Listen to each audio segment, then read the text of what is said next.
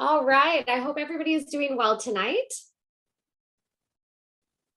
So I just want to welcome you to our honey and cheese tasting virtual class. And hopefully you all have your ingredients laid out in front of you. My name is Julia Hallman. I am the relatively new owner of Formaggio Kitchen. We're located in Boston and two spots in Cambridge. I have actually been with Formaggio Kitchen for 16 years now. And I'm excited about this class in particular because originally I was supposed to work at Formaggio Kitchen for 3 months. And I fell completely head over heels because of the honey selection. And because of the honey selection, I decided that I wanted to stay on a little bit longer. And I just kind of wanted to dig in a little bit more and learn a little bit more and find out kind of what I was missing and what else I could learn. And that ended up being probably about 6 months after beginning at Formaggio Kitchen. I became the honey buyer and started sourcing different honeys and searching for different honeys and looking for unique varietals of honey. And it really just snowballed from there into what is now, a lifelong passion and career. And so honey is for me where it all started. And so I'm really excited to share with you kind of some of the pairings that I've loved and some of the honeys that I've enjoyed over the many years of buying honey and enjoying honey. The whole purpose of these classes and events, I muted everybody upon entry, but that does not mean that you have to stay muted during this class. This is meant to be super interactive. If you have questions, you can use the chat box, but you can also pop off of mute and let me know any term that I use that you might not know or might not understand. Just give me a shout. There's also a button where you can raise your hand in Zoom, but we're not really that formal. So whatever you need to know, I am happy to share. What we're going to be doing tonight is what I like to call a formal tasting. And so we're going to really be kind of micro-analyzing the different flavors and textures of the various cheeses and honeys. And so what I'd like to think about first, and we're going to dig right into our first pairing, but what I like to think about first and what I'm going to talk about is how to think about tasting, because that's the number one thing when you are trying to think about putting different elements together is how do you actually taste and put vocabulary to what you're tasting, and then how do you think about how to pair that with something else. So a lot of you have 3 cheeses and 3 honeys. Some of you got the 4th cheese and the 4th honey. So we're going to start with the main 3. And the first cheese we're going to start with is the Blakesville goat cheese. So that's this bright white round of goat cheese that everybody got. Everybody has their cheeses in front of them. This is a very hands-on class. So, and the honey that we're going to be beginning with is the Tupelo honey from Florida. And then just so that we have everything lined up, the second cheese that we're going to be tasting tonight is the Jaman Alpage, that Alpine aged nutty cheese. And the honey that is going with that cheese is the rare Hawaiian macadamia nut honey. And then last but not least, we've got the blue cheese, the Bailey Hazen blue. And then we are pairing that with the very dark buckwheat honey. I already had some in my pantry, so I just scooped it into a little dish. But that is from the Ames farm.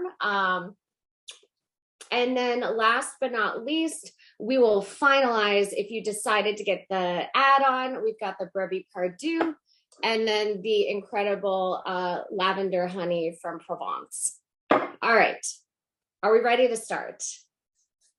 Okay, great. I love that most everybody has their screen on, which is great. I'm going to feed off of you. So facial expressions are great. If you love something, thumbs up. If you're totally disgusted by it, thumbs down. We're going to have a lot of fun with this. So how to taste. Let's start with the cheese. This is a wonderful, wonderful cheese from Port Washington, Wisconsin. And when I think about tasting, and if you've taken a class with me before, you've heard this before, but I feel like it's the best way to express how to taste. And what you want to do is think about it like a story. So every good story has a beginning, a middle, and an end. If you start the story and it doesn't capture your attention, you're going to put the book down. You're not going to continue reading. If you're reading halfway through and it's just droning on and on, you're not going to want to finish it. So it has to be diverse, distinct, and have very distinct elements throughout. So when you think about the beginning of the story, that is the smell. So smell it.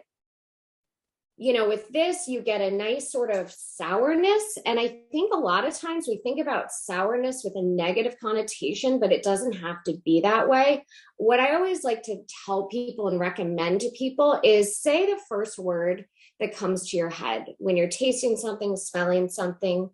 Other people might join in and say something, and then you think, oh, you know what? That's actually what I wanted to say. But that's how you help develop a vocabulary around what you're, talking about. You don't become a professional taster, by reading a book and learning terms. You have to taste with your friends and family. And I'm going to end up getting cheese all over my screen. You have to, taste with your friends and family and people you're comfortable with, so that you can share these terms and topics and say, what do you taste? Is that really that? And so that you can really hash it out. So you've smelled it. And then the first taste on your palate.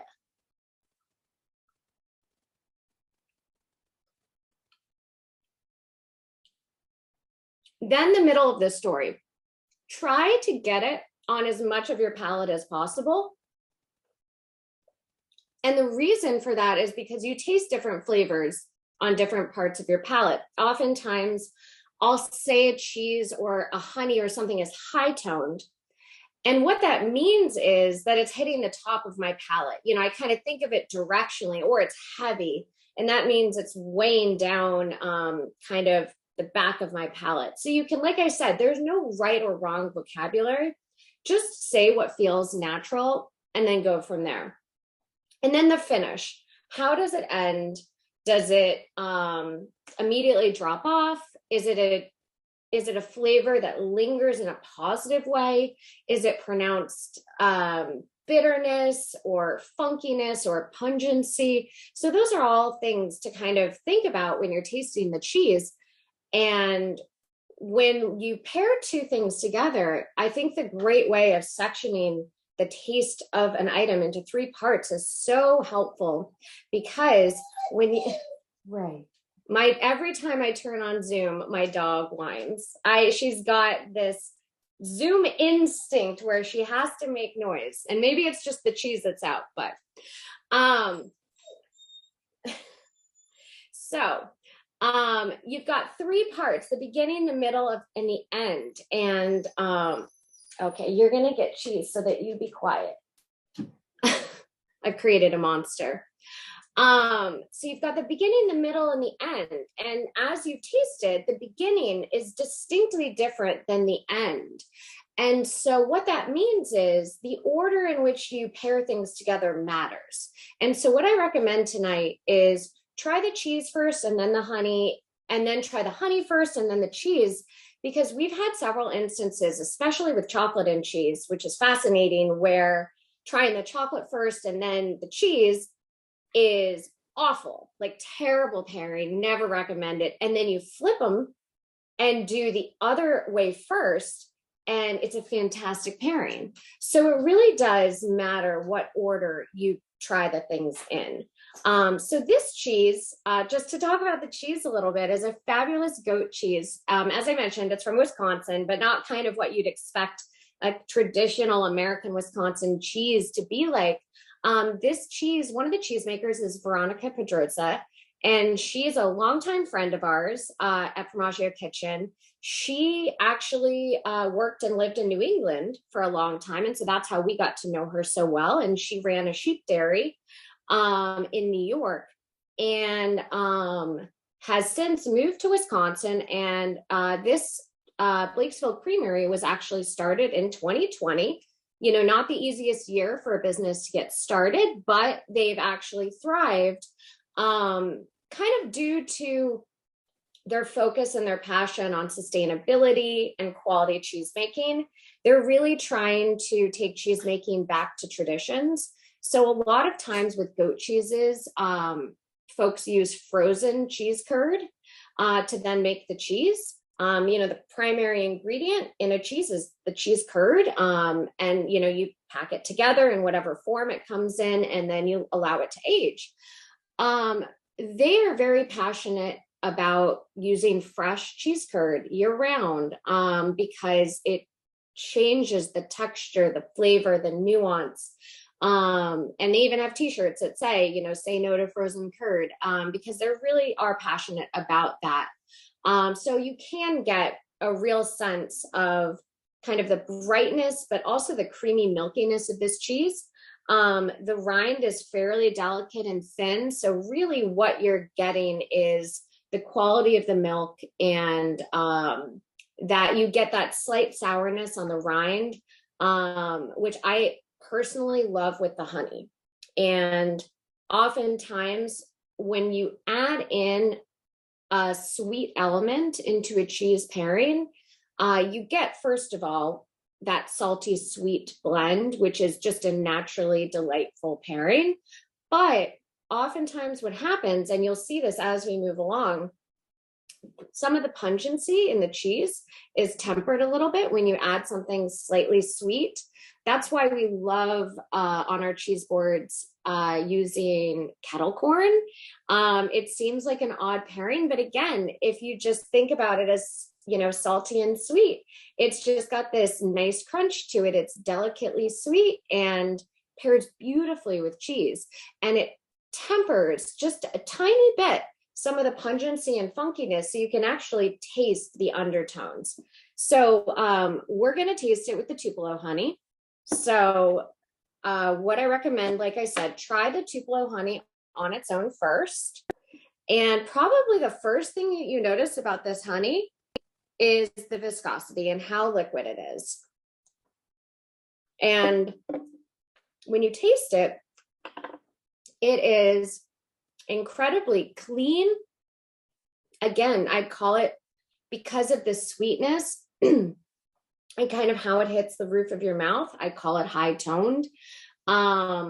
Really beautiful kind of butteriness to it. It really does have like a buttered toast quality, but it's just a very clean honey. And I love this honey with goat cheese. Now, this is a honey from a small farm in Florida, and this is the kind of the Gulf Coast of Florida. And Tupelo honey is fairly popular down there, but Tupelo honey is actually a very challenging honey to harvest. Tupelo blossoms only blossom between 1 to 4 weeks out of the year, and we're actually coming up on the harvest or the blossom period, which is, you know, early spring, like May to, I guess, yeah, that's kind of mid-spring, May to June. And in New England, March is really early spring. That's what we all desperately want, at least. It is only harvested for that short period of time. So what you find is a lot of producers will blend their Tupelo honey with other things, like a wildflower honey or some other varietal, and they just label it as Tupelo because there are zero restrictions on labeling with honey. You can call it whatever you want, and no one is going to come knocking on your door and saying, you know, show me the test results for that honey. So it is unfortunate, but that's why we develop these relationships with the makers to make sure that what they are selling is actually what it is. And you can actually get lab tests to test whether or not, or how pure the honey is of the varietal. And so they have actually taken the time to do that test because it's very important to them to show how pure their Tupelo honey is. So it's over 97% Tupelo blossoms. But the other way to tell with Tupelo is that sort of viscosity. So we're going to we're going to get down and dirty a little bit to talk about what honey is. And that is, you have, millions of different varieties of flowers in the world. And each of those flowers contains nectar. The honeybees go and fly to the different flower source. And mind you, honeybees are not particular. They will fly to whatever nectar is closest to them. Obviously, there are certain types of plants that are a little bit more fragrant that might attract them a bit more. But if they see a sunflower and it is 10 feet away, they're going to prioritize that to the lavender field that's a mile down the road. And so that's really important when you think about single varietal honey, because the bees will travel only as far as necessary to collect this nectar. So the bees travel to that flower source, they ingest the nectar, and it sits in their stomach. Then they fly back to the hive, and in the sort of geometric wax casing, they regurgitate the honey.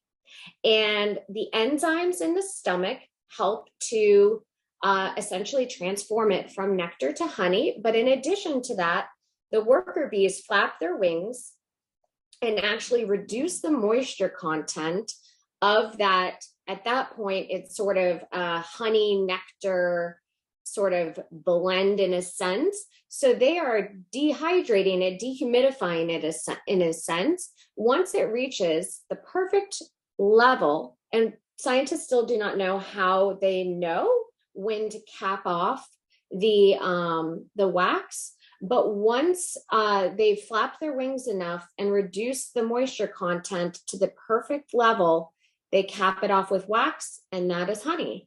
And so when you think about the base of what honey is, it is nectar that has been transformed. And so that's why different varietals can taste so drastically different, because a rose smells so much different than a sunflower, than a lavender. And so that is translated into honey.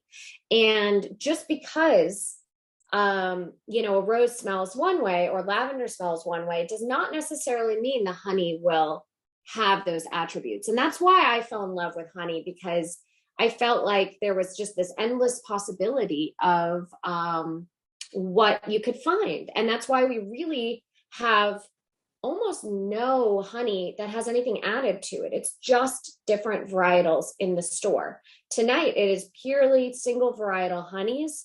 So each from a different flower source, so that you can taste distinctly what each one tastes like. So back to the Tupelo honey and why it is so liquid. Nectar has different levels of fructose and glucose in them.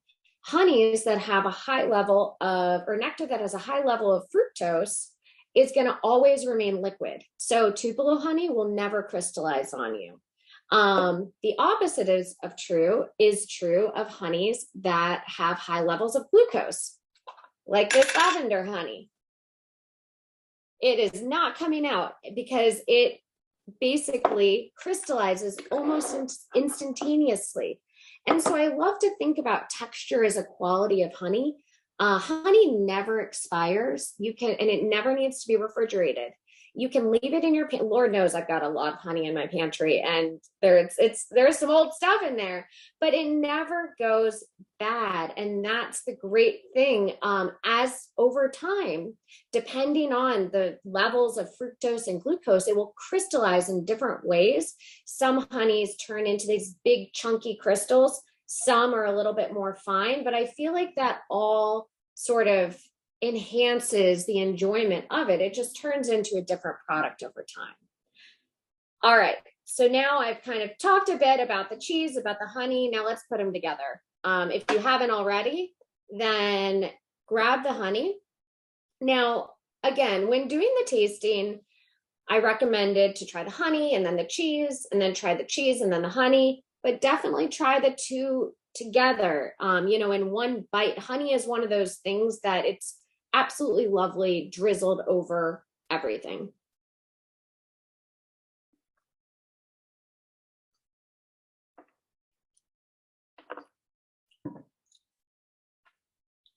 So what I love about this pairing is, one, it does kind of simmer down some of the sourness and tartness of the goat cheese. It makes the goat cheese taste more savory and a bit more creamy, in my opinion. And the honey is still there. And the great thing about a good pairing is that it shouldn't mask anything. You shouldn't be covering one thing up with another. And you'll see that as we move along, that as the cheeses get stronger, the honeys get stronger. And that's because we're not trying to hide anything. We want to match complementary flavors with one another. But what did you all think about that pairing? Any questions? Any thoughts? I see thumbs up. All right. We've got Jen thumbs, multiple thumbs. It really did kind of change the flavor of the cheese a little bit. Yeah. No, it's absolutely fantastic. And that's what I love, is because oftentimes you can get the undertones of the cheese that are hidden if you taste, like if you taste the cheese on its own, sometimes there's a flavor. Maybe it's an intensely moldy rind or something like that. And that's really becomes the dominant flavor. Sometimes kind of tempering that down a little bit, you realize, oh my God, there's a great cheese under there that's just being hidden by, you know, that one singular flavor. And it can give it a lot more nuance and actually change how you think about a cheese. And that's actually, it's also how I've changed how I thought about a honey. Even as honey buyer, there was one type of honey that I did not love, and that was chestnut honey, because it was so pungent and funky and bitter. And then I started pairing it, you know, and I was like, I can't be a honey buyer and not like a honey. Like it was like a source of pride. I was like, I have to like all the honey. And I was like, you know what? I'm going to pair it with the stinkiest, funkiest cheese I can find. And lo and behold, it worked. The funkiness of the cheese actually tempered down the funkiness of the honey, and it kind of made both of them more palatable somehow, rather than, you know, you'd think two pungent things would turn into this just intense pungency bomb, but it actually mellowed both out, and it was fantastic. And so we're doing a slight version of that tonight, but not quite so extreme with the last pairing. But any questions before we move on? Okay, so I'm really excited for you to try this cheese. This cheese is from Montreux, Switzerland. It's called Jamon Alpage. And this is made by Julien and Olivia Brodard. And it is a tiny production cheese that is still made over, the curd is cooked. It's a raw milk cheese, but the curd is gently cooked over an open fire. And the process, the reason for cooking the curd, okay, sorry, I got a one quick question. The stinky funky cheese that pairs with chestnut honey, I had tried Epoisse, which is a really funky French wash drying cheese with it. And so, but the stinkier, the better. So this Alpine cheese, and please start nibbling, because it shouldn't just sit. This is a cheese that should be loved and cherished. And because it's such a small production cheese, every wheel is different. And this particular wheel, when we cracked it open, was just absolutely phenomenal. So I'm really excited to share. It's always good, but this was just extraordinary. And just, I knew it was going to be perfect with the honey. And I'll talk about that a little bit later. But I was speaking about kind of cooking it over a wood fire, and they strain it by hand. The reason, there's multiple ways to reduce the moisture in a cheese, which is a very important part of cheese making, especially when you're making a hard cheese. You need to, you know, get as much of that whey out of the cheese as possible. And one very common method is salt. Obviously, salt helps to expel the moisture. But if you think about it, if you're high in the Swiss Alps and it's 100, 200 years ago, you're not going to want to lug a bunch of sea salt up a mountain. It's not practical. And so what they do, if you think about another way in which you can minimize or, expel moisture, that is to gently cook the curd and press it. And so they warm the curd slightly. So it is still considered a raw milk cheese because the milk is never pasteurized. But after the curd and the whey are separated, they gently heat the curd to then help to continue to expel the moisture from the cheese, and they press it. And what that does is it creates this beautiful, consistent paste. And over time, it ages and develops flavors. And you'll see in this one, all these little white spots are tyrosine crystals, which are essentially lactose that turns into protein. And so at a certain age, these aged cheeses become lactose free. And a lot of people mistake those crunchy, delicious bits. I just call them the crunchy bits. They mistake it for salt because it does have this kind of intense pack of flavor, and then you get that texture. So we're going to go back to our kind of story, which is smelling the cheese. And it really is important to have your cheese out for about an hour before you enjoy it, because the cold stifles not only flavor, but especially aroma. So my pro tip for everyone, that if you have a really cheap bottle of wine, serve it ice cold because it's going to taste a lot better than when it warms up. But if you have a really nice bottle of white wine, allow it to warm up, 15, 20 minutes out of the fridge so that people can really enjoy the aromas. Same is true of cheese, about an hour. You don't want the cheese to start sweating, and that's when it becomes really shiny, because that means it's so warm that the fats have risen to the surface. By all means, it does not mean that it's bad, but it just means that it might need to chill a little bit. Okay, so when you smell this, you immediately get kind of the savory notes.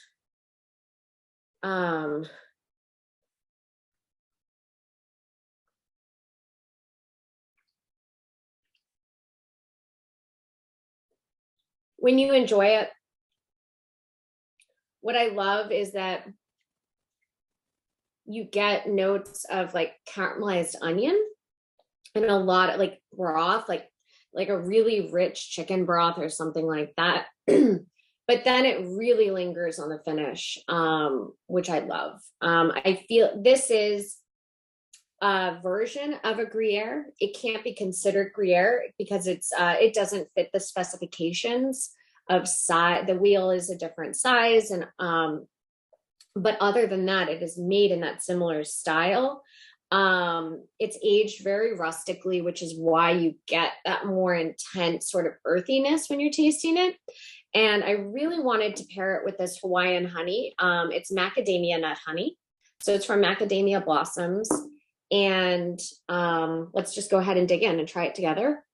It has a great contrast to the Tupelo in texture. First off, you get more of that crystalline note, and it's a little bit darker and richer and has a tiny bit more of that molasses note versus being just really sing-songy sweet, which is like the Tupelo is just like sweet and clean. This has a little bit more richness to it.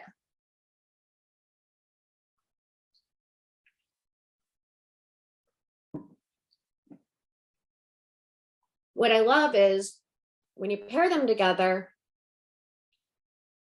there's this fruitiness that comes out of the honey when you put them together that's really incredible. That's not really there when you taste the honey on its own.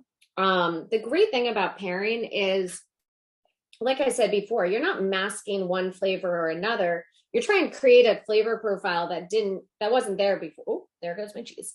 That wasn't there before. I talk with my hands a little too much. And that is the goal, is to create that sort of unique, diverse flavor profile that wasn't there before. And so Hawaii is a very interesting place for honey. I mentioned before how the honey is capped off and they're flapping their wings to try to dry it off. You can imagine in a very humid environment that can become very challenging. And so there are beekeepers in Hawaii that will harvest the honey before it's totally capped off. So if you ever hear of a fermented honey, typically that's what that is, because they haven't allowed the moisture to drop down to the appropriate amount. They harvested a bit early, and then it actually will start to ferment over time. Not necessarily a bad thing, not necessarily a good thing. It's just a totally different type of honey. But this producer does not do that style of honey. And so they really work hard to, and they're on the Big Island, which is a notoriously much drier island than a lot of the others. And so they have a little bit of an easier time with it. And so they're able to create these unique honeys with flowers that you really just don't find many other places. The lehua blossom is one of the most incredible honeys that you can find. And I've only ever seen it in Hawaii. It's native to Hawaii, but it's absolutely phenomenal. It's like a frosting like honey. But what did you think about that second pairing? In particular, I'd love to know what you think about the honey and the cheese.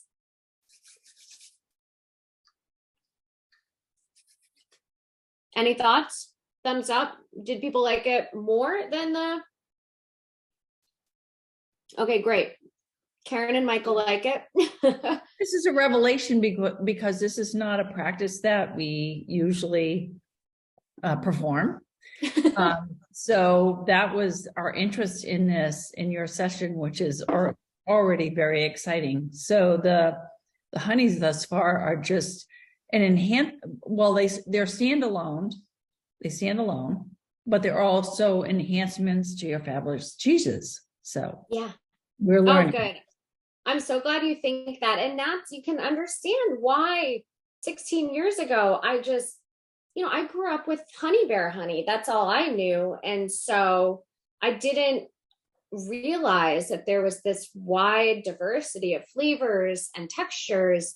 And then, because I was working on the cheese counter every day, I always felt like I had the best job in the world because I got to buy the non-cheese products in the store, the honey, the chocolate, the jams, but I got to eat cheese all day. And so all I would do is think about how these things could go together, because at the top of my head was, oh, that jam that I tried last night, or that chocolate that I tried the other day, but then I'm tasting the cheeses, and that's when sort of it became a revelation that I could really try to be experimental with putting these things together. And that was just such a pleasure.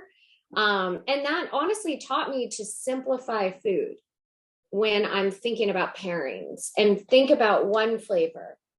So like the cheese, you could say sour or tart, or like with this one, caramelized onion or broth, or anything that comes to your savory. It doesn't even have to be a specific, distinct flavor. And then I always like to think about other things that fit that bill. And so, like what are some savory items that I enjoy, or caramelized onions, and like, what do I like to eat that with? And that's kind of how I think about building pairings, because when you kind of break them down to their most basic parts, that's when you are able to get to be really experimental. And the same is true. I think wine can be the most intimidating thing for most people to pair and to think about and to talk about. And again, if you break it down and simplify it, then that's such a great starting point. And oftentimes wines have, distinct fruit notes like grapefruit, or, tart cherry or blackberry. And you can think about cheeses that would go with those flavors and enhance that. And so that's another way to think about it. So yeah, it's really, a choose your own adventure kind of thought process where and some things don't work. I've definitely had some major fails, but that's fun. Things that you really are confident should work and go together just should never ever be paired together. So one more point about or toward the achievement of simplification is I fault myself for offering too many things. Yes. So the simplification would seem to address that issue. I think so. And it's not a bad thing to offer too many things, but I always like to, not everybody is going to sit down and have a formal tasting where you start, at this cheese and then you go to this cheese and then you go to this cheese. So if you want to have a spread of 20 different cheeses, then, by all means, go for it. But what I would recommend is try to keep them all at the same level of intensity. So, you don't want to have a nice, mild, creamy cow's milk cheese and then a really intense, pungent blue. You want the same level of pungency so that people can bounce around from one to another. But there's something to be said for just a perfect cheese and on its own with, a condiment and just, simplify. And that we have one of our cheesemongers has been experimenting with her favorite cheese, which is a Whittemere. It's a cow's milk round cheese that's about, yay big and wrapped in spruce bark. It's a creamy, rich cheese. She poured some maple syrup on it and bruleed it with a torch. And it was extraordinary. It's a cheese that traditionally some folks would bake, and she kind of, pieced together all the flavors that she loved out of it and created this new, very simple sensation. Yeah, it's fantastic. So it's really fun to experiment, play around, and try different flavor combinations. But we're going to move on to the last cheese of the main pairing, which is, I think, the most distinct honey that you are going to try tonight. This is buckwheat honey. And I talked a lot about, I grew up with honey bear honey, and I think a lot of people probably did. In the US, single varietal honeys were just not common, and still today are not super common. And when I say single varietal, I mean, macadamia nut blossom, tupelo, lavender, or buckwheat in this case. So Brian Fredrickson of Ames Farm, I've been working with him since the very beginning, is a wonderful beekeeper out of Minnesota. And he's been doing single varietal honeys for a long time. And what's really incredible is on all of his the tags on his honey, he actually has the name of his hive on it, and you can go to his website and actually go to Google Maps and zoom in on the particular hive, because he's very passionate about not transporting his bees. What a lot of beekeepers do is in the wintertime, they send their bees down south. If they're on the East Coast, they send them to Florida to the orange fields to help pollinate the oranges. In California, they send them down for almonds. Now, we all know of the colony bee collapse, and there's a lot of theories as to what happened. Brian was very passionate about keeping the bees in one place, not only because it's, well studied and known that transporting bees is, disruptive to them and, not good for their health. But more than that, he was concerned about exposing them to too many pathogens and having sort of a heterogeneous sort of group where all of the bees end up in one space. And if they're all exposed to the same pathogen, then it can have a dramatic effect on basically the entire country's supply of honeybees, because then they're all in the wintertime or the fall or spring sent back up to their various locales in Massachusetts, New Hampshire, and whatnot. And so that's why he keeps the bees in one spot. But more than that, he's just passionate about doing unique varietals and highlighting how different varietals can be.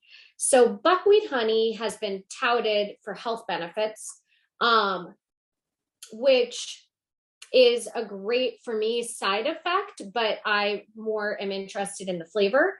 And give this one a try first. And you can see the texture. It's definitely a little bit thicker. What I love about it is that it tastes like chocolate in a way. It's got this like fudgy like quality. It does have a pungency to it. It's a much darker, more intense honey. And again, with matching intensities and honeys, wanted to pair it with a cheese that's a little bit stronger. How many people like this honey on its own? Okay, good. Got some thumbs up. Sometimes this honey can be, what I call, I grew up on a farm. So the smell when you go to the barn, that's kind of how I would describe this honey sometimes, like that. And I just say, like, it's a great descriptor for cheeses too, when you just say it's very barnyardy. And that can be an intense quality of this honey, and it varies from year to year, just as any cheese varies from batch to batch, season to season. You find different qualities. So now we're going to try the Bailey Hazen Blue. This is a cow's milk cheese from Vermont, and this is modeled after Stilton. I wanted to go for a blue cheese that wasn't too pungent, although I do think this honey can handle any pungency of blue, but I wanted to kind of show how it can kind of enhance the flavor and show off the nuance in a blue cheese without totally knocking your socks off with this really stinky cheese. So again, the great thing to do is to smell the cheese first. I love the smell of blue cheese. I grew up eating blue cheese dressing a lot, so I've always been a fan.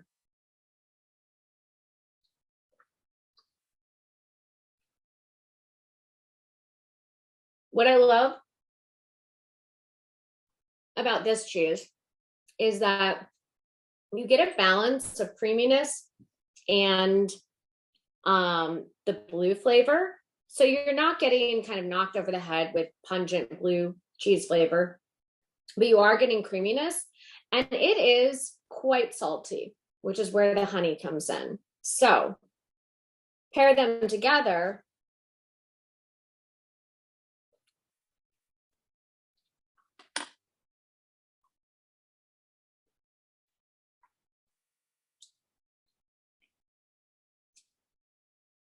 What's interesting is it changes both quite a lot. You lose some of the sourness of the honey, actually. You know, like when you taste this honey, it has that sort of brightness and sweetness, even though it is a very pungent, sort of richer and much less sweet than the other honeys. But when you get that salty intensity of the cheese, it definitely tones down the sweetness tremendously. And you taste a lot of sort of more nuance and sort of undertones of the honey. Really, really interesting. I think this pairing, sometimes you have a pairing that, like I said, it doesn't mask one or the other. That's not the goal, but sometimes one item shines more than the other. And I think in this, the honey definitely shines a bit more and is probably the thing that's elevated a bit more. But I'd love to know what you all think of this pairing. Any thoughts?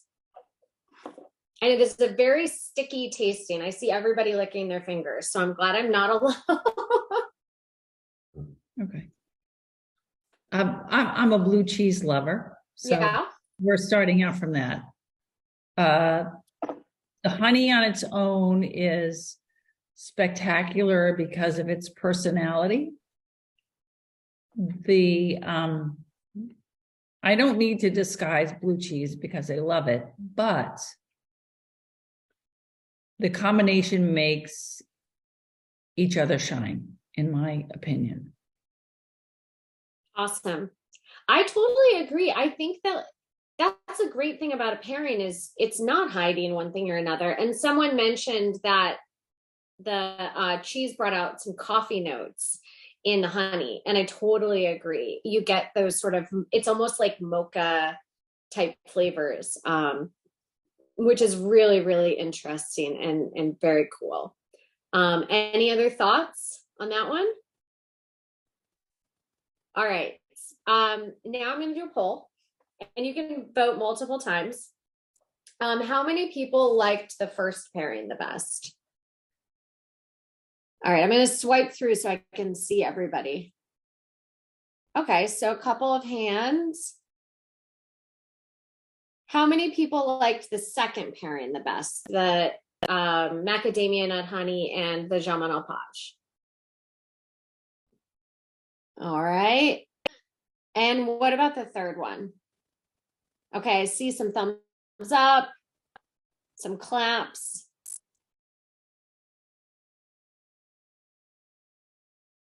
All right, so I think the third one is kind of the winner. Does anybody have any other questions before we move on to the fourth pairing?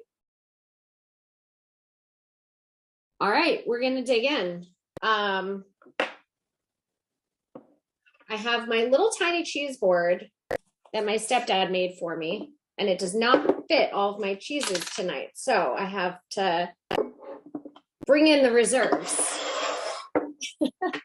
All right, so for those of you who got the additional pairing, this is probably one of the most sought after honeys at Formaggio Kitchen, the Labrusque Lavande in particular, but just the Labrusque honey in particular. This honey in apiary is run by Estelle Brusque, and she's in Provence, and all beekeepers are fabulous and totally eclectic. Like, you never know what you're going to get. Every experience I've had buying honey, because we buy from very small producers, is a roller coaster. They're all so kind and wonderful, but very challenging sometimes to get the product here.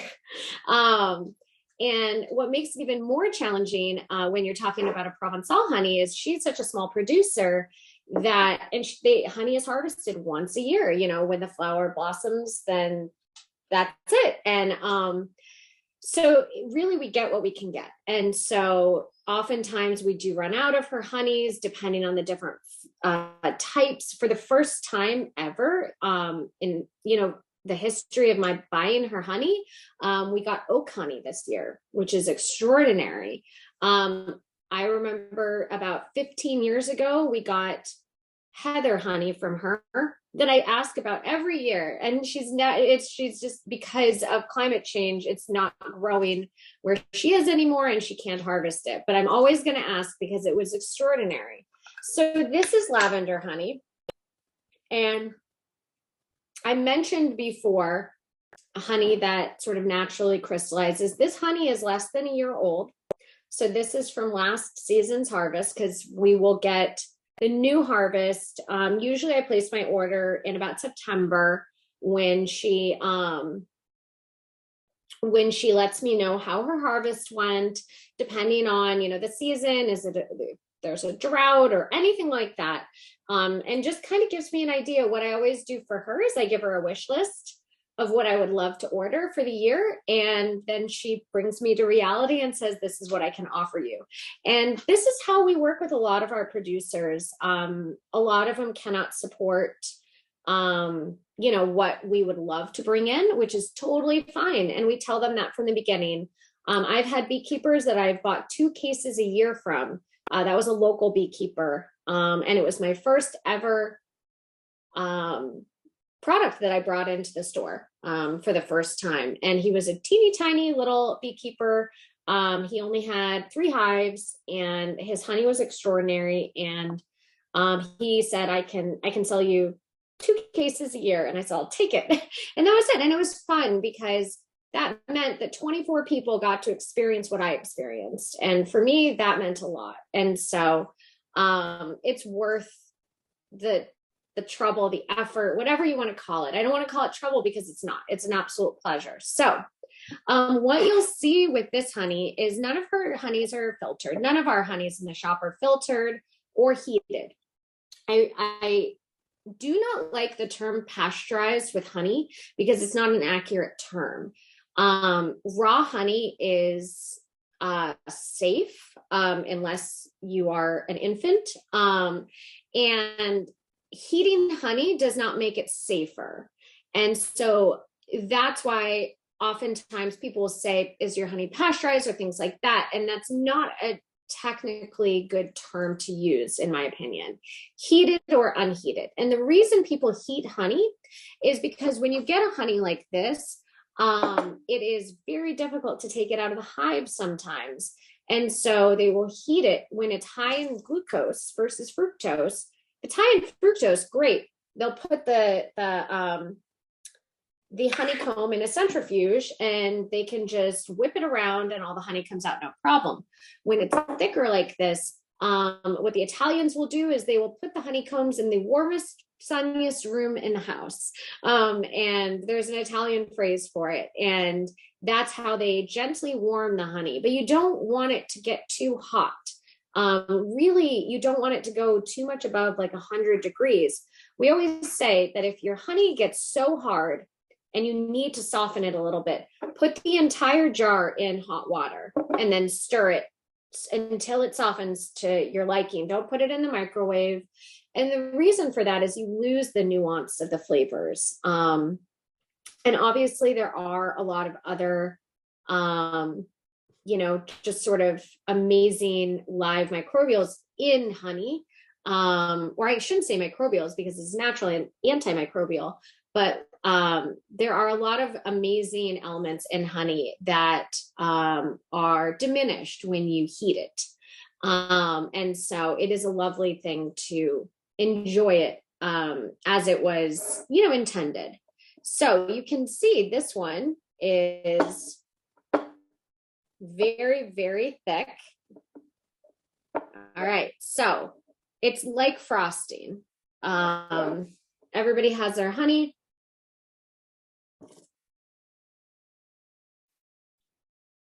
And that little layer of white on top is actually pollen.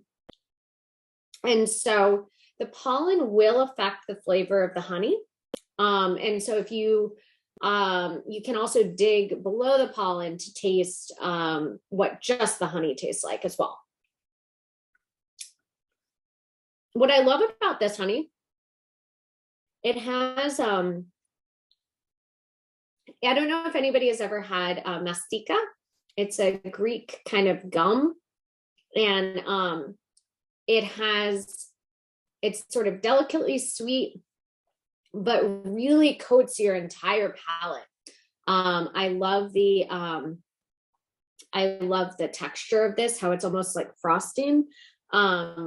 For me, warm buttered toast with a big blob of this on top so that it warms slightly is just absolutely phenomenal. You do get a slight floral note out of this. With her lavender, she does lavande and lavande fine. Lavande fine, she hasn't been able to get for the last few years because it's a high altitude wild lavender. But we're very lucky because her lavande fine is very similar to this. Typically her straight lavender honey is a little bit more, or her like lower elevation lavender honey is a little bit more liquid. So this is a very special batch because it is more akin to when she sends us this high altitude wild lavender, which is so thick and so intense and concentrated in flavor. Now, I wanted to pair it with a cheese that had kind of a similar quality. I find that this has a really sort of beautiful denseness to it. It reminds me a lot of nougat, like Italian nougat, where you kind of like have to work at it, but it's enjoyable. And so I wanted to pair it with the Brebis Pardue, which is the cheese that I just and this is a sheep's milk cheese from the Pyrenees. And this is a cheese that I think I'd almost call this the cheese version of this honey, because it is very delicate. It's very nuanced. It's not something that's going to knock you over the head with pungency or intense flavors, but it has a lot going on underneath. Now, one of the first things you might realize when you taste this is how it coats your palate. Sheep's milk is the highest fat content of any of the milk types, between cow, sheep, and goat. And so sheep's milk has a lovely way of kind of coating your entire palate, which is really wonderful for pairing. And that's why I really recommend sheep's milk cheeses when folks are, especially the French sheep's milk cheeses that are not quite as old as some of the traditional Italian sheep's milk cheeses, because they have a lovely subtlety and fattiness that lend themselves very nicely to pairing with other elements. The Pyrenees, known for their sheep's milk. And if you've ever been to the Pyrenees, there are sheep absolutely everywhere. And there are sheep absolutely everywhere. And there are little huts where the shepherds will make their cheeses. And so you kind of have to wonder, how do these cheeses make it to the United States, or how do they make it to Paris? Because these are all teeny tiny producers. And what's really special about these Pyrenees cheeses is this cheese is called Brebis Pardue. Brebis means sheep cheese in French. And Pardue means Christian Pardue is the person that ages these cheeses. They operate on a dime system, and that's spelled D-I-M-E, like dime. And what's fascinating is no money is ever exchanged. And so what is it in this whole entire process? So what it does is it allows these teeny tiny shepherds to continue doing what they've done for generations in making these very traditional cheeses while still sustaining themselves economically. So what happens is you have this shepherd who makes 20 wheels of cheese and sends them to those 20 wheels after making them to Christian Pardue. Christian Pardue ages them anywhere from 6 to 9 months. And Christian Pardue does this with a number of different shepherds all throughout the Pyrenees and throughout the Basque region. And after that 6 month, 9 month period, then Christian Pardue returns 8 cheeses to the shepherd. And if you recall, the shepherd gave him 10 to begin with. So it's a system of trade. And so Christian Pardue then takes those 2 cheeses and over, between all the different shepherds that he works with, can then export those cheeses to the United States, send them to Paris, because it's it's absolutely fascinating place to go, and I highly recommend. I was hiking there, and along our hike, we just randomly kept running into the same French couple from Paris. And, we thought, well, they're Parisian, or they're French, they're gonna have some kind of familiarity or sense of what's going on. And they said the Basque area and the Pyrenees are like a completely different country. It's completely stuck in time, very traditional, and it's absolutely fascinating. And you see that in the technique and the cheese making styles and how they like to preserve those traditions. The cheeses there are pristine, and they are not cheeses, like I said, you're not going to see a cheese that's going to be pungent and knock you over the head. These are nuanced, delicate cheeses, and that is cherished and really sought after in that region. You want to be able to enjoy a cheese and enjoy the nuance and kind of subtleties of the cheese. So, sorry, went on my little Basque or Pyrenees tangent, but I think they're beautiful cheeses. And, you know, I think there's a difference between calling a cheese, you know, I've had people say this cheese is bland, which again, you can think whatever you want about any cheese. Everybody has different tastes, and not all cheeses are for everyone. But for me, I think nuanced is the right word for this cheese, because there is a lot going on. It's just a little bit quieter than, say, a washed rind or a blue cheese. All right, so putting the two together.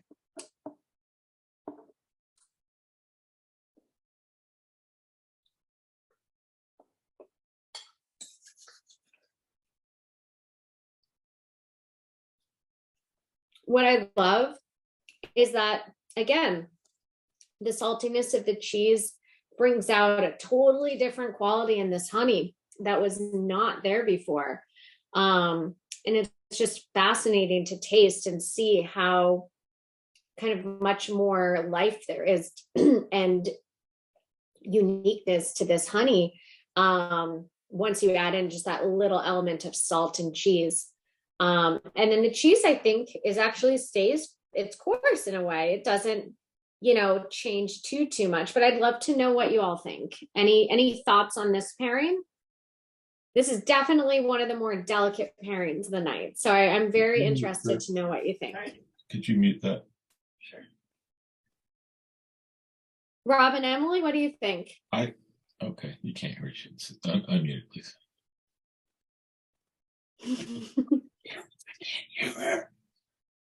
All right. Anybody else have any thoughts? Thumbs up? So. Awesome. Karen and Michael, thumbs up. Jen, thumb up. Awesome. All right. Well, I know we've kind of gone a little bit over our time, but does anybody have any questions before we depart for the night? One thing that oh yeah, go ahead, Karen. Well, first of all, thank you. And then secondly, I'm thinking to serving guests with this kind of experience, and it's not the neatest kind of experience. So do you have recommendations on how to serve this? Yeah, specifically with honey, you mean? Yes. Yeah, so honey can be really challenging, and there's a few different ways that you can do it. One way is to cut the cheeses into a triangle and have the honey in a dish and have the cheeses literally sitting in the dish, which is, you know, you grab the cheese from the rind, it's already got a little honey on it. So that's kind of one cheat method that's really nice. Sometimes, you know, you can embrace the mess and just drizzle the honey over the cheese. But there's not a super easy way to do it, I would say. You could also do the perfect bite where you have a spoon and you compose it for them. And that sort of, we do that oftentimes with classes in the shop, where if we want it to be just a single bite, then we'll actually compose it. And that takes, again, a little bit more work, but you can actually, if you have a cracker or things like, you can build your little taste, and that's a nice, cleaner way to do it. Perfect. So. Thank you. And so the other thing that I wanted to mention, the whole point of these virtual events is we have a lovely team of ladies running our online department, a team of 2. And we want to make our website feel more like our shop where you can engage and learn. And so we're going to be doing these types of events probably every 2 weeks or so. I'm going to work on getting some of our international producers involved so they can share some of their expertise. I fly to Greece on Friday to talk to a bunch of them to try to get them to, show us where they make these wonderful products, because I think that, a lot of us have realized kind of the benefit of Zoom and that we can actually connect in a different way with some of these extraordinary makers. And so that is coming up. But the other thing that I always love to share with everybody, no matter where you're located, is if you ever have a cheese question, please, please, please email us. It doesn't have to be a cheese you bought from us. We want to be there to help guide you through the world of cheese. You can email cheese@formaggiokitchen.com. That goes to every single one of our cheesemongers, and myself included. And all of our cheesemongers are very well trained and super passionate about helping people with cheese. And for us, it's just a fun way to engage and help people to feel like cheese doesn't have to be daunting or intimidating, and just make it more accessible. So that's our goal. So please take advantage of it. And like I said, it does not have to be cheeses bought by us. We have had several folks who have said, what do I do with this? Because they don't know if it's okay to eat or not. And it's from a different place. And we walk them through it. And it's great because, again, we love cheese as a whole and just want to be able to, connect with everybody. So that's it. I got one more question. Oh, and it's gone. Sorry. All right. Well, thank you all so much. If you have any other questions, insights, requests for classes, the email that you received with the Zoom link, that goes to the 2 lovely ladies who helped to ship all of the products to you. If there's a particular topic that you're interested in, we're going to be mapping out the next few months. So let us know. We'll talk about anything. So thank you again for joining us and kind of sharing our love with food. And so it was really a pleasure. So thank you again. Much. Thank you. Thank you Thank you guys. so much. Have a great night. No.